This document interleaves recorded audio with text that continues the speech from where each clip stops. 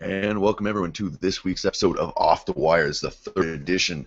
We're shooting today, January 22nd, 2014, recapping last week and all the best stories that came from it. You can always catch all of our latest stuff here on hoopslounge.com, where we will have our videos, articles, and such for individuals, so you can check out what they post. Always go to contributors here, and you can check out from your individual artists or writers or however you want to call us.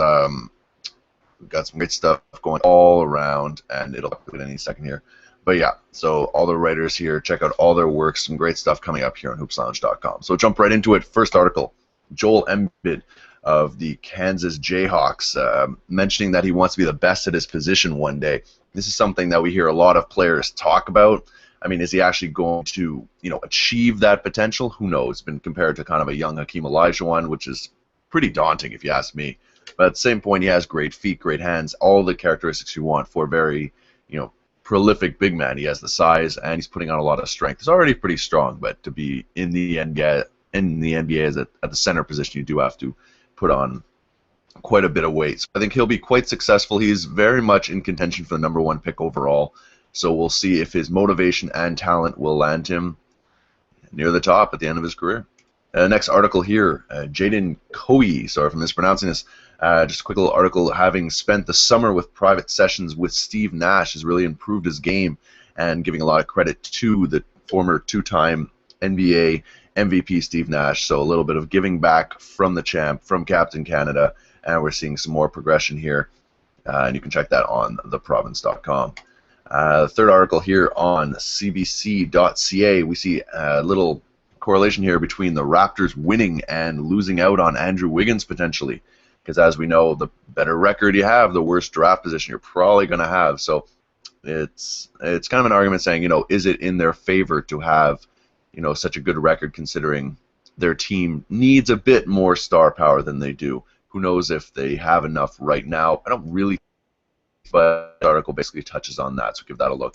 Next one here on NBA.com, talking about the history of the global game. This one was brought to me by Mr. Moda from hoopslounge.com.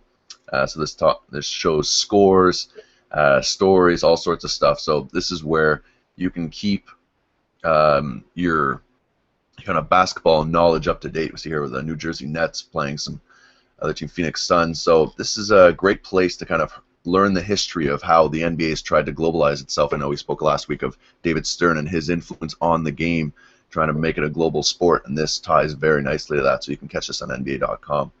Next one here from one of my favorites, ESPN.com. It's one talking about Tyler Ennis, a Canadian sensation point guard, who is very much going to be in contention for a draft position this year. He's really climbing his way up the charts. Who knows how high he'll actually land, but at the end of the day, it looks like he will be an NBA player in the short future, and this talks about a lot of his story, how he came up, and his relationship with his coach here. So this is definitely a good read and a real good feel-good story for us Canadians here. Last one here. I haven't heard this guy's name in the papers for a while. So Jason Collins, everyone remembers he came out the closet a little while ago and hasn't been able to find a job since. So a lot of people are saying, are people kind of blacklisting him because of his sexuality? And this is former NBA player and also player who's come out, John Amici, claiming that it's more his age and things like talent that are not allowing him to land on a team. And I was right. I had the same kind of thought process when I first heard of this. I'm like, I understand why people are kind of hating on it that no team has picked him up, but you can't just pick up a guy because it's a feel-good story. You have to, at the same time, he has to be able to fit your team. And at 35 years old, he's an old-school center who doesn't really run. With the modern NBA being a very quick-paced game, it kind of makes sense. So who knows if he'll land on some team going down the road, but this is a great little article showing another perspective.